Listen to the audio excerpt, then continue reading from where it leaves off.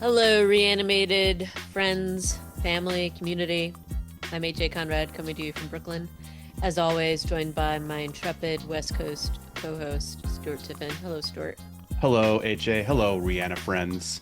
Woohoo. Anyway, today we have a couple of news items, some, you know, things that we may be talking about that could be slightly, I don't know how other people are feeling about it, but a couple of interesting things out there right now. And then we're going to be chatting about MadS, which was a 2024 French film that came out. We've been meaning to review it for a while and just haven't gotten around to it. So I'm excited to talk about this today. But before we dive into that, let's hop into the news, which to me, one of the biggest things is that the trailer came out for the 28 years later, the Bone Temple. And um, I watched it a few times and I have a lot of feelings about it. And I'll see what you think, Stuart, but one of my feelings is that unlike the trailer that we got for the first installment of this later part of the franchise, I feel like this just almost gives too much information versus like leaving some things kind of mysterious.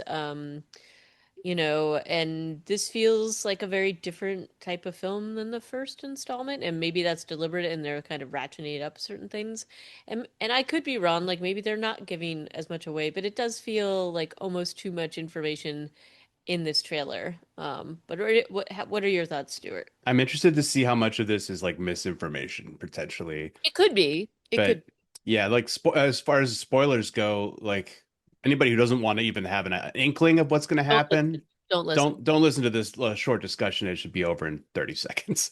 But I feel like it's pretty clear that the Jimmy Savile gang is going to go back to the Holy Island to Lindisfarne and take it over. Like that's clearly what's going on in this Right. trailer or part of it. Samson is back. He's wearing a loincloth in at least one of the stills that they've been showing. So that and some scenes of Ray Fiennes like reaching out a hand to him seems to suggest a fair amount of evolution in their relationship or in Samson anyway. And also Ray Fiennes is going to go through some stuff. That much we can pick up from the trailer. Yep. Also, our favorite young hero looks like he's going through some stuff too. As With a with newly inducted cult member, yeah. Colt Member. Whether they bleach his hair white or not is, going to be interesting, and make him wear those like runner suits, these little suits. But no, I mean, I think that seems like it seems like that may be um, that may be where it's going. This sort of like hostile takeover by these like groups of people, but we're gonna Yeah, see what happens. we will. And it does feel a little bit like the people that you thought were the enemies are not your enemies because they're evolving or something like that. So Yeah. we'll have to see. So I need to figure out one thing I want to just ask quickly. Did you see his Spike's dad? There was some peop very quick shots of guys with long hair and beards, but I couldn't nail it down. I couldn't tell if one of them was or not. And I did try to it's still not clear to me. But I have a feeling his dad is going to come in and play some kind of a feature in one way or another. Yeah. I feel Redemptive arc, perhaps. a redemptive arc, but I predict that he'll get killed. Probably trying to help Spike. Alas. But that's just you gotta like, kind of, it just feels like where that's going. But all right, so there's that. Also, very, very big right now in the news is the Marvel Zombies trailer and lots of commentary surrounding that. I think the most commentary we saw was about Blade. So it looks pretty good. I mean, some of that commentary about Blade is just because there's been so much discussion that Mahershala Ali is going to be Blade. I've seen nothing. Like, I don't follow Marvel that closely. Mahershala Ali is not voicing Blade. That was another news piece of news that dropped a few weeks ago. But otherwise, the voice cast is pretty stellar. Oh yeah, it's very good. And this was a really high octane trailer, great music, great choreography. There's an amazing fight scene in the trailer between Blade and I forget if this one's called the Ghost or the Phantom. She's one of the Thunderbolts, Yep. a lady who can like phase out. Incredible fight scene. I don't know. I'm pretty psyched for these 4 episodes that it's going to be Oh, over before you know it. it is, and it looks. I'm just excited about it. I think it's going to be great. So can't wait to chat about that. And last but not least, another thing that we've been talking about a lot, Queens of the Dead.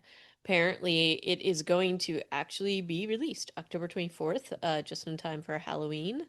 And it's getting a theater release. So I don't know a theatrical release. So I don't know how many theaters per se. Sometimes they'll do like for a film like this, and during this kind of time of year, they'll, kind of see how it goes, and then it could get a wider release if it does really well. So we'll see what happens. But I think that they're timing it correctly in terms of getting the most bang for their buck in the audience, because just people being excited to see these things and, attached to the Romero kind of legacy. So, Hmm. I don't know. I'm excited to see this. I think it'll be, you know, I think it'll be fun. So. Absolutely. I'm pumped. I don't know if it'll ever make it on into a theater out in my rural neck of the woods, but I hope so. I think it might. I don't know. And I again, I do think that there's the speed at which things end up on streaming is both good and bad, but in the good part of it is that if you are in enough spot where they are doing these releases, then you can see it sooner rather than later. Yeah. So I'm excited to see this. All right. So without further ado, let us talk about MadS. And this came out in 2024. So last year, and we again talked a lot about this and meant to review it earlier and didn't. So here we are. Here And we is. This written, movie only made $49,000 in box office, but also it was in theaters for less than a month before it got picked up by Shudder. So yeah. And I do think that that's what this is, a like a smaller film. Definitely like, just this is the kind of film that you would expect to be picked up by a service like Shudder, and then probably is develop, and it seems like it's gotten a little bit of a following on there because of its release. you Um, call it a smaller film, and I understand that it's like, yeah, a lot of like young actors, first projects for a lot of people, but they had to shut down a city to film this. Like if you read behind the scenes, the production stuff on this, yeah, I did, and it seemed, and that's one of the more interesting things about this actually is yeah, like this was sort of like the one cut of the dead idea where it's supposed to be all oneer. I debate whether that's actually true. There's like a couple of spots where I suspect perhaps they was gave themselves up like option. yeah, a way Yeah, to. Yeah, there's some close-ups of like a bush where you're like, oh, okay. Like, yeah, you could probably use this as a cut if you had to. right. That in theory, this is all one shot, and they just use their fifth take, and Yeah. that's the film. Yeah, and that's fine. I'm fine with that, whatever. But it's, I think that there are limitations to shooting like this and this idea, but overall I thought it was like really successful and fun. I kept thinking about like Run Lola Run when I watched this, and then I saw a lot of reviews that said the same thing. Just like how fast it is and just sort of keeping up with where the storyline is taking you. So really, just some really interesting ideas. And I think another thing that it does is, at least for me, I was questioning the whole time is this actually happening, or is this like what people are thinking is happening? Is there a totally different parallel storyline going on? So let's get into it. And I also don't know. I mean, I think that this blends a few mythologies, and like I think it's a little bit of a contagion zombie vampire conglomeration Or versus just drugs. or just Just drugs or just drugs. drugs. And I mean, and I think that's kind of a fun thing is that it makes there's an ambiguity to it that makes you really question it, Yeah. even in the end. So I will say I'm pretty sure there was at least one other person in the movie who took this drug, this unidentified brown/red powder, Mhm. who we don't get their perspective because otherwise you kind of stay with these three drug Yep. takers. Yep. But I thought there was another young woman on the back of that Jeep who also Yeah. tried it. And that's the other thing. It seemed like there was a different timing for everybody. Oh yeah, yeah. What are we calling this guy? Romaine? Roman? Romaine lettuce? Ro Yes. Roman, the first guy we follow, he seems to take a long time Like a really long time. to get switched on. But then the others, it's funny that he isn't top billed. Julia actually has top billing, followed by Anna, followed by Romaine, Hmm. Roman. Which, because you start the film, you spend, I feel like, at least half of the movie with Yeah. Roman. Yeah. Then it switches. So, the whole sort of premise of this film is that we're following, well, it starts with him, just a very privileged, and he and his friends are quite privileged. And they are party people. And he, it's like he immediately starts out the film by like snorting up some kind of a known drug, and then heading off to celebrate his birthday, as one does. Um, and I guess like I will say the whole like perspective of this, the way it is filmed, is really intense, and so that continues throughout the film. Um, and I don't know, I immediately felt like this was all hallucination because of the stuff he had taken. Like just it's so over the top and felt um like not the reality of whatever this world is, and just so beyond anything that you would actually see. So when he's driving home after snorting the stuff, he basically runs into this like what a escaped hospital patient, I think is the best way to. He's already pulled over. Like he Yeah. hasn't run into anything. She just appears at No, the it's end of his his car appearance. and It's then like gets into his car. Yeah. I also before he gets there, he drives through the title of the movie. The way that they did that, I know it's CGI, but it's super cool. Like that it's just sitting across the road, and I yep, like that a lot. This movie's beautiful. Like they got so lucky with their weather, with their yep, lighting. They start filming this at like in the golden hour at twilight or whatever, dusk. And it's just gorgeous. Like I love yeah, the way that this movie opens up. I felt really like along for the ride with this guy on his on his drugged out trip or whatever, where he starts doing judo kicks and drops his phone. You got mhm. to wonder how much of this is improv too. Like I'm sure they've done it 5 times, but it just feels quite natural. Sometimes there are these long pauses that feel a little bit uh not forced, but like a little bit prolonged. Like he basically lies down and starts laughing to himself in his car. I feel like for a minute before the lady shows up. Yep.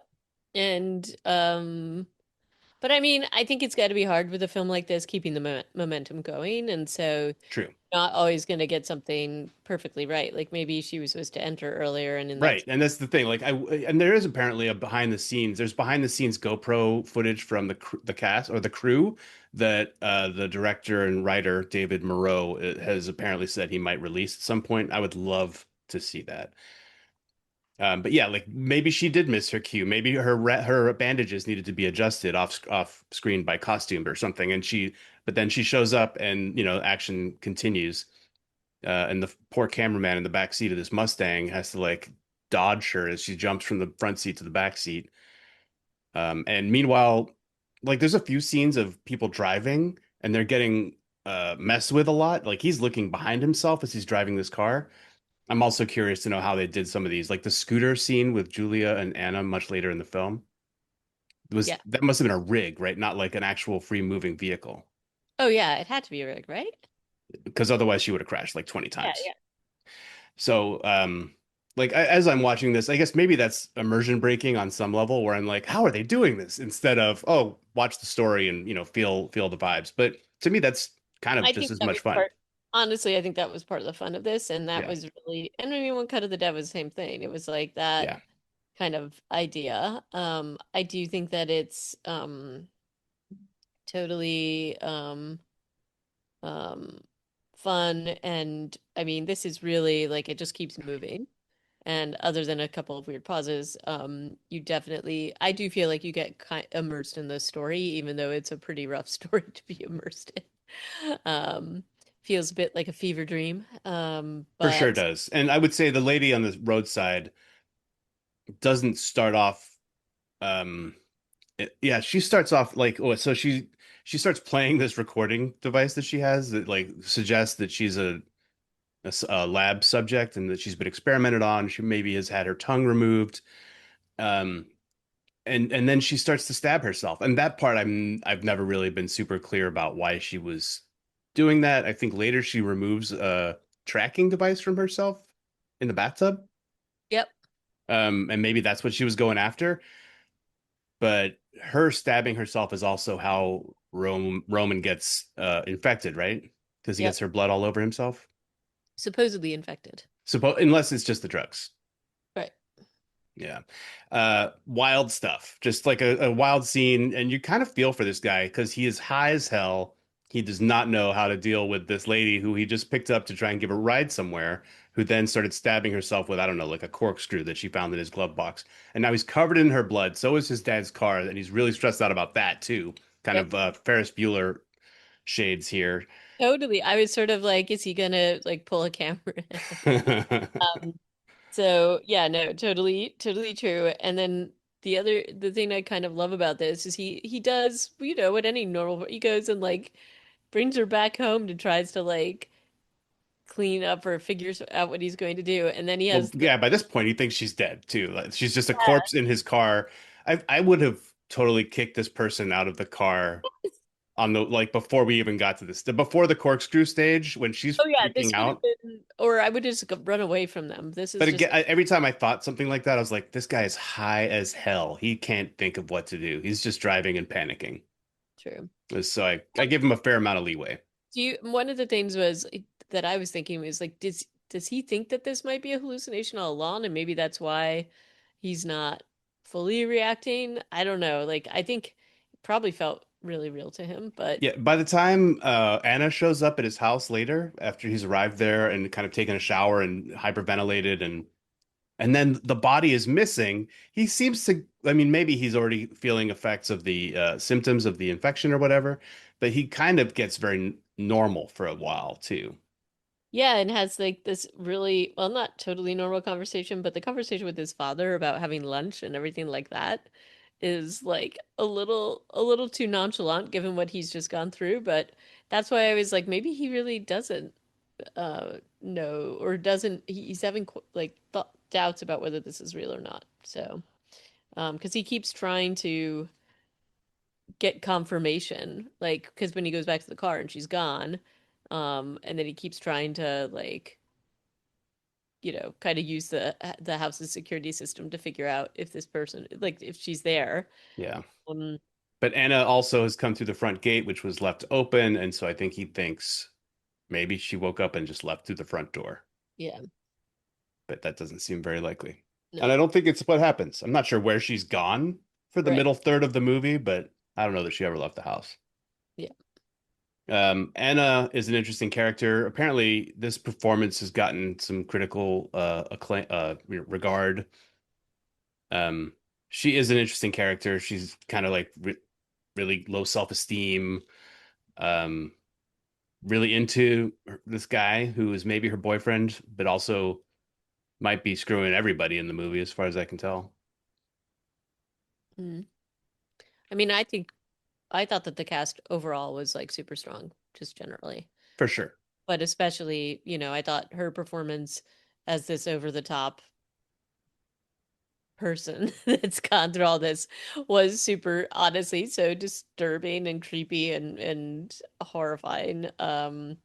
And I also thought the performance of the other woman, Playing Julia.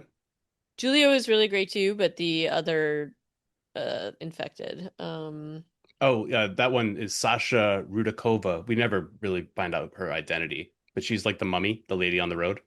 yeah, yeah. I thought she was really fantastic too. So, I think, um, I think all the three women that the main women in this film were really, really strong. Yeah. So, and creepy beyond belief, like their performances and what they're going through. Julia is more of the like person that is sort of the who reacts to everything, sort of like probably how the audience would be reacting to Yeah, this. by the time we get to her in the third act, she seems to be keeping it together, Yeah. which is funny because like every time we've heard her voice on the phone with Anna, she's screaming hoarsely into the phone. Yeah. But then we run into her and she's actually much more in control Maybe it's than just Anna on the is. phone and she just loses it. I don't know. Yeah. So Roman gets kind of bullied into going to this party. The way that these kids act in front of his house in their car is rage inducing for me. Yeah, because they're I, honking the I want to horn. I want to go out and tell them to go away. You could hear there was a neighbor off camera yelling at them and saying, "I'm going to call the police," and they just they didn't care at all. Um, but it's super obnoxious. And eventually Roman just is just like, okay, fine, I'll come with you. Just please be quiet and turn off that bright light because he's already starting to have at this point he's starting to twitch. You're hearing the clicking sound. He gets in the back of this Jeep. Of course, the camera is still focused on him, but now Anna is with him and she's all like, "Oh, don't you like me anymore? Let's smooch. Let's go to this party and have fun." And they do pass around the drug in this baggie, and there is another woman in the back of the Jeep who I feel like she opens the bag and tries some of it, but not as focused as when Anna and Julia do it at the party later. Yeah. And I also think that, the whole thing with Roman, um, he's doing a very good job acting sort of like the twitches and the like. Staring at lights. Yeah, but also, just before he goes out to the car to join them, he's still trying to figure out whether that woman's in the house or not, and still does like kind of this quick search. And he goes back, but this is the thing, is that to them, his behavior isn't all that out of character because he seems like he's normally on drugs. They all are. So, They do keep saying you're acting weird, but because I think he's actually weirder than usual. Because the character we've seen before he gets super high is just this giggly, yeah. kind of, laissez-faire, carefree kind of guy. I mean, I think where he really goes off the rails is when he gets to the party and puts that mask on, because that mask is freaky as heck. Yeah. I mean, he walks into that party, everybody is talking to him. Everybody is smiling and grinning and patting him on the shoulder, and he just kind of pushes past absolutely everybody there until he finds that mask. Goes upstairs, is freaking out. The mask is pretty good. It's like six eyes, two noses, two mouths or something. It's a Yep. pretty good mask. As far as masks go, of course, whose house is this where they just have a bunch of crazy ass masks on the wall? Um, so he's upstairs trying to have some alone time. I think he knows he's something is wrong. When we meet Julia in this next scene, she and Anna are doing this bag of drugs that he'd gotten his hands on, and we also learn that Julia thinks she's pregnant because she had sex with Roman, and Anna's reaction is like, That does not go over well. "Oh no!" She goes, "To cool," and then she leaves the room. Yeah. Uh, she's just like, "Oh, that's so great, bye." And you know that inside she is losing her mind because she's a good character. Yeah. And things kind of progress and, you know, like Roman has this.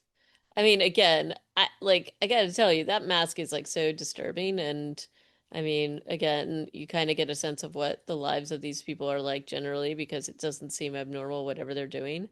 Like so he's trying to get it on with Julia, and then, I do think that the effect of his eyes like reflecting in the dark is pretty creepy. Oh yeah, that's And a really cool effect. That also must be done in post, yeah, right? There's yeah, it has to be.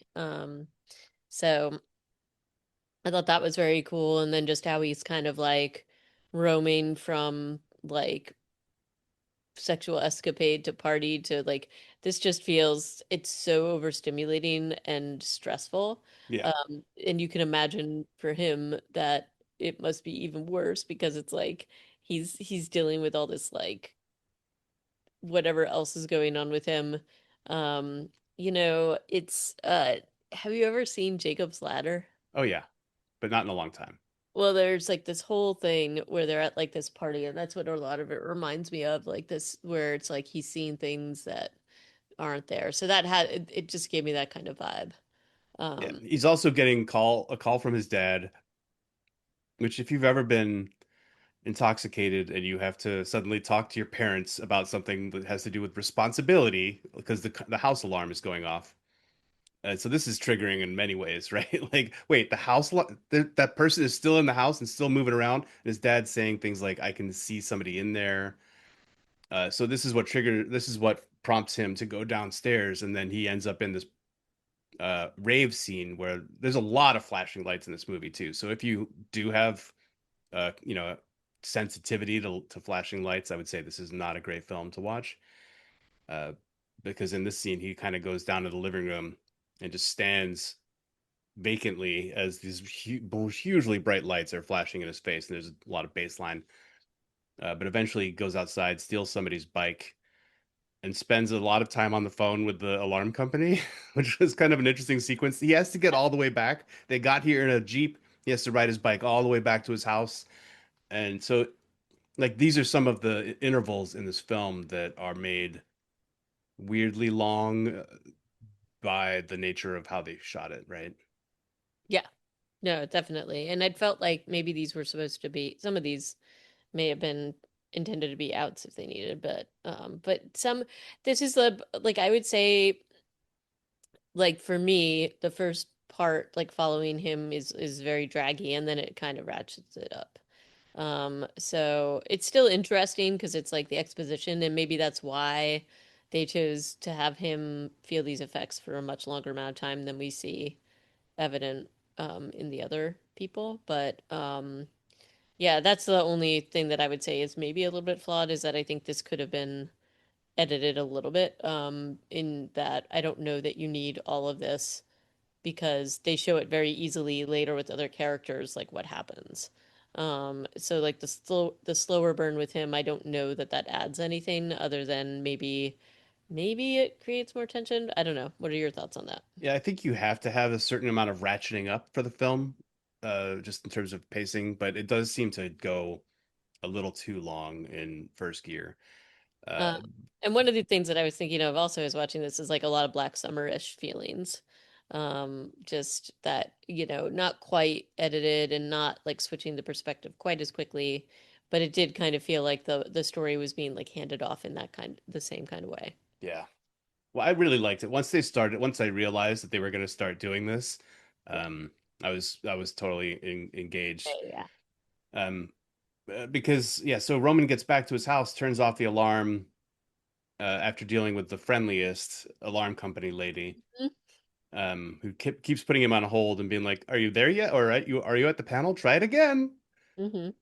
Uh, he turns it off, and then finds that lady in his bathtub taking something out of her chest or neck with a flashing light on it.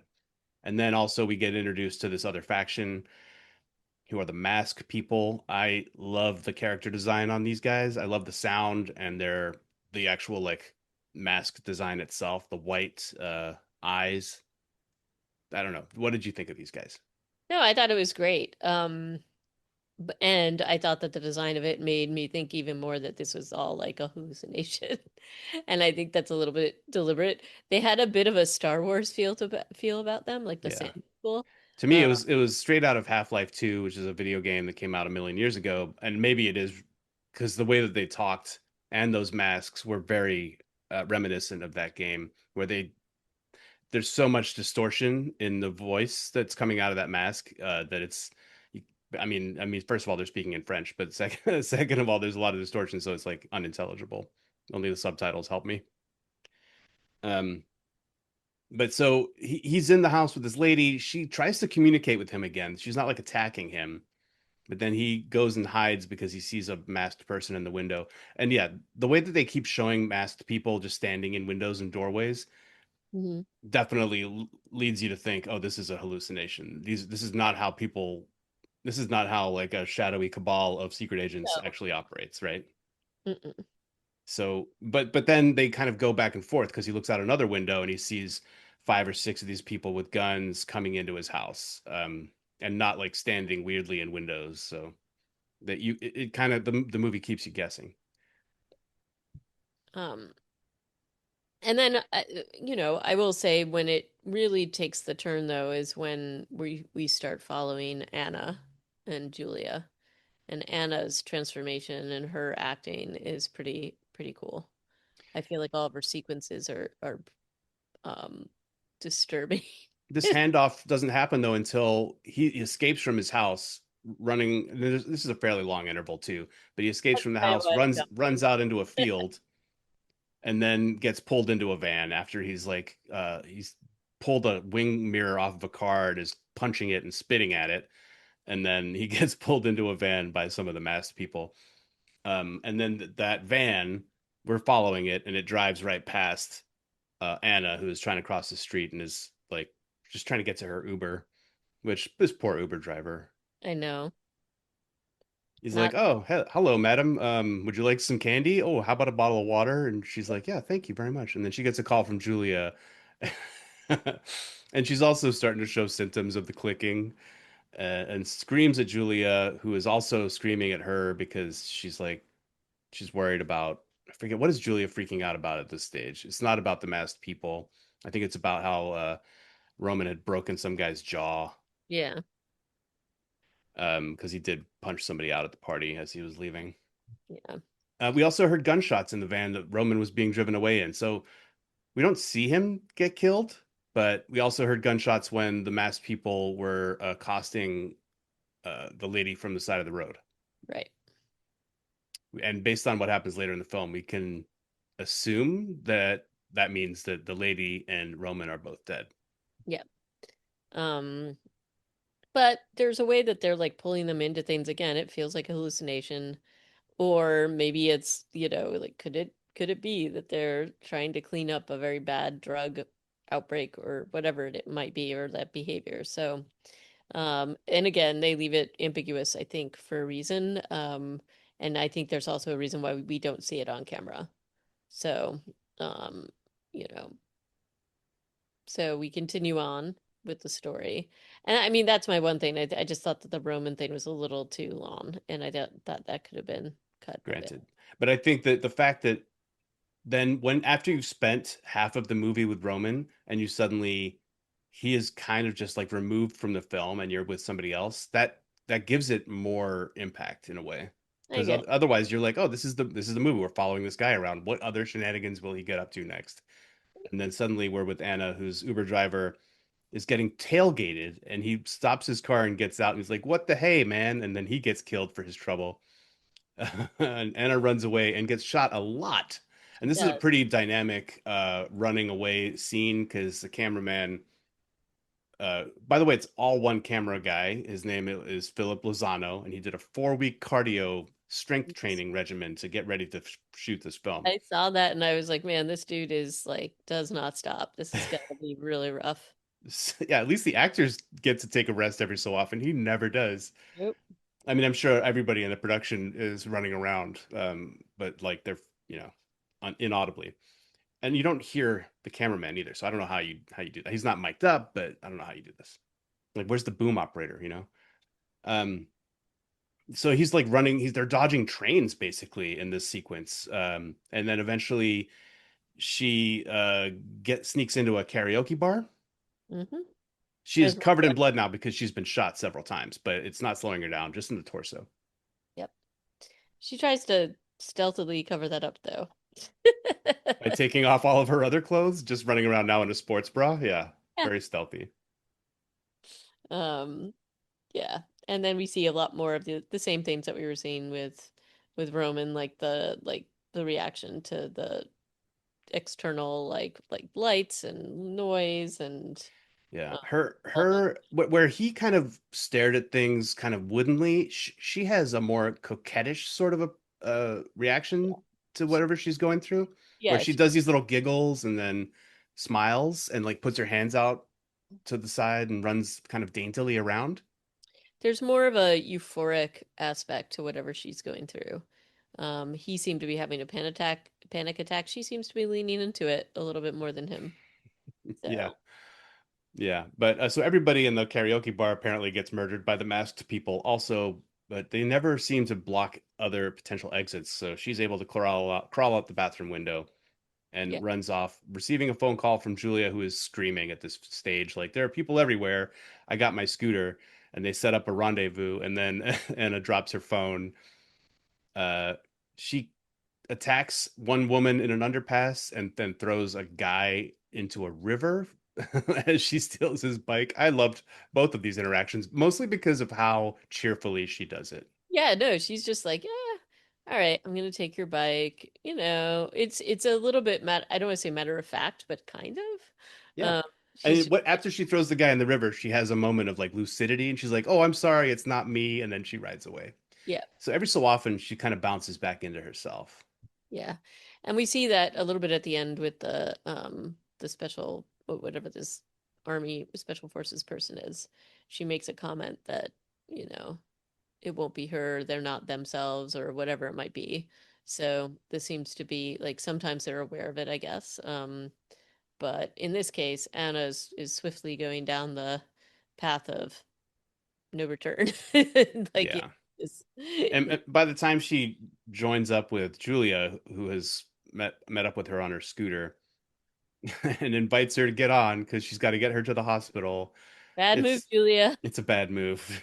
Like this is the ride with your friend on a scooter from hell. And wouldn't you? I don't know. Like, I know she's looking.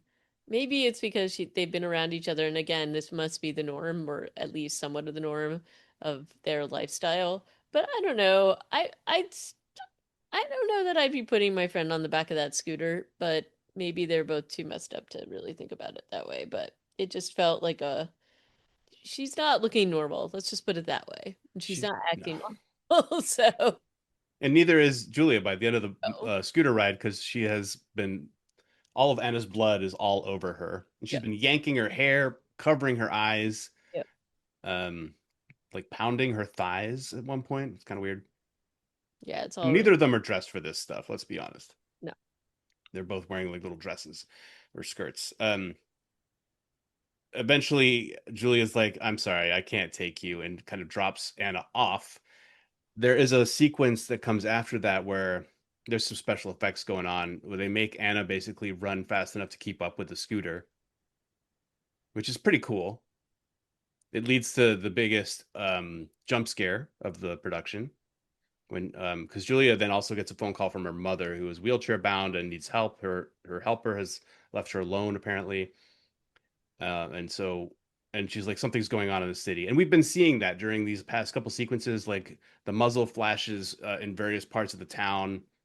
That clearly, like this response from these masked people is no longer just limited to Roman and these other people who have done the drugs. Now it is like all over the city. But when she gets into her mom's apartment building and then gets in the elevator, I thought that was a really good jump scare. I mean, you knew it Oh was no, coming. it definitely was. It definitely was. And I do like the things that they do in this film that they utilize just a lot of the sound effects, and they don't rely on showing you everything, which I kind of like. And this elevator scene is a really good example of that where and there's like a claustrophobic powerlessness with Julia in this elevator and what she's hearing, and also she doesn't fully she gets an idea of what she's hearing, but like there is this stress and panic because not only is she listening to what might be happening outside of it, but there's a worry for herself, like how is she going to get out of this thing, and if she does get out of this thing, she's going to have to deal with Anna again, and it just feels. I thought that this was like a really good use of this particular trope of getting stuck in an elevator. Yeah, and how many elevator zombie movies have we talked about? At least two, and this I feel like was what the best treatment of it. That Yeah, it was super successful. I thought it this was was it was eerie how well she could hear everything going on outside the elevator, but nobody was responding to her when she was talking. no. Um, and you hear Anna talk to one of Julia's neighbors, like, "Oh, do you know where my friend Julia lives?" And the guy's like, "Get out of here! I'm gonna call the cops." And then munch, munch, munch, and she gets, she eats him. Mm. When she finally gets out of the elevator, we've also heard that there are soldiers in the building now. and the elevator power suddenly turns back on, it goes up, and so she gets removed from that situation. And you're like, maybe she beats everybody to the top, but clearly that's not the case because as soon as she gets out of the elevator, first the stairs are all wrapped in plastic, which is horrifying. And there's like dead or dying people all over the stairs as she walks up to her mom's apartment. Yeah. I'm assuming it's the government, whatever, that wrapped them all, maybe?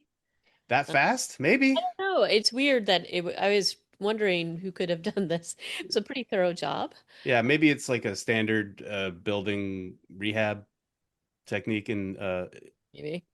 in Alsace, which is where this is filmed. Um, in Mulhouse, which I've never heard of the name of that city before, but cool. Um, so she gets into her mom's apartment, and this is like I feel like the weight of this doesn't really get given any time to come across. That Anna is just casually finishing eating her mom's face as she walks into her apartment. Oh, I know. This is like, oof. I feel like I mean that is heavy, but there's no time. There's no The time to film, deal with it. Yeah. yeah, you don't have any time to deal with that at all. You're aware that that's who Julia was going to see. You're aware that she was in a wheelchair. You see the wheelchair in the background. Um, and Anna has already threatened to eat Julia's face when she was chasing her on the scooter earlier on, which was kind of wild. Because she was like, by one turn, she was like, "Oh, I'm sorry, it's not me. I'm feeling a little weird." And then next sentence, she's like, "I'm gonna eat your face," and she eats her mom's face. So then there's we're definitely in the final third act of the film. It's Julia running away from Anna and then running into a masked soldier who I feel like based on what we've seen, these soldiers have been shooting apparently just anybody. But she runs into potentially the nicest masked soldier Yeah. because they don't shoot her. They're just like, let me see your eyes, and then stay right there. I'm gonna go look for this creature that we know is hunting you. Hmm. And she does get her. The soldier does get Anna, but Anna does bite the soldier. Um, And then when she unmasks herself, we find out that she's a lady special operator, and she seems to know the score. She knows she's about to become a And she gives all the information to Julia, little uh, late for the late. a little late for the exposition, which is like, look, we've got orders to kill everybody who comes in direct contact, which includes Julia. She's covered in blood, lady. Like, just I don't understand why she didn't kill her. Yeah. Probably that would have been a good idea. And but she takes care of herself because she knows what that means, and she just kind of leaves Julia out there. And Julia just is, the end is just another scream fest with her. I think she missed screaming into the phone for a lot of the movie, and so this just made up for all of it. Well, she's laughing and crying. I honestly I like these final credits. Yeah, so the soldier shoots herself in the face, and then Julia has the lady's gun, but then just kind of sits down by the window because at the end of the day, she's still high off her rocker, and sits down on the against the window. As you see in the background, the lights in the city all go off. There's explosions everywhere. There's flaming debris coming down past the window as she just kind of cries and laughs. Um, and it's pretty cool, honestly. Yeah, I enjoyed this whole film. No, I liked it a lot. I thought it was successful. I thought it was fun. Um, I do think One Cut of the Dead was different, but a little bit more successful. I think what would have made it a little bit better for me anyway is again smarter editing in the first part of this. But I have no issues with it, and I also think it's definitely fun and worth watching. The director says that there may be a prequel at some point or a sequel, but I don't know how you would do that. Maybe following Julia a little bit more. Maybe we get to hear more about her. But one of the things that he kind of teased was that he would bring back characters in quote unquote another way, and I don't know what that means. Yeah, Um, Maybe as hallucinations, I don't know. But I thought that this was really fun. I thought the acting was really well done. I thought the effects were well done, and hats off to the the cameraman, for this whole thing. One of the effects I thought, and I thought Anna as like just watching her performance was pretty incredible and totally creepy. I think that's the one that gave me the most like creeps. Um, Especially when she's chasing Julia and kind of like stalking her. It's really upsetting. So, Yeah. you This know. this film has some upsetting elements to it, but overall it's just high intensity and quite pretty to look at. Uh, Even though they're going through all this, it looks like a pretty beautiful part of the world. So, it's fun that way as well.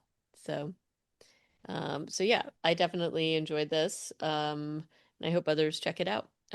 It's on Shudder, and I think that's the only streaming I saw it on, so that they're the ones that optioned it. They got those rights, yeah, which is part of why it only grossed 50 grand, I Yep. assume. Hopefully they got a really good deal for it. Or I don't know if they get royalties still from Shudder. Usually you do. If you have a distribution deal with people, you get it for the number of people that watch and things like that. But who knows?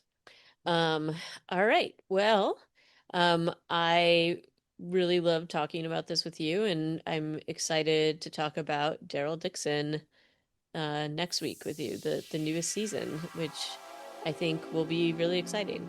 Yeah, me too. If you want to let us know if you've seen MadS and have thoughts, let us know what those are. Reanimatedpodcast@gmail.com. Find the rest of our episodes online on Podbean at reanimated.podbean.com. Yep, and until next time, thanks so much for listening, and bye bye. Toodaloo.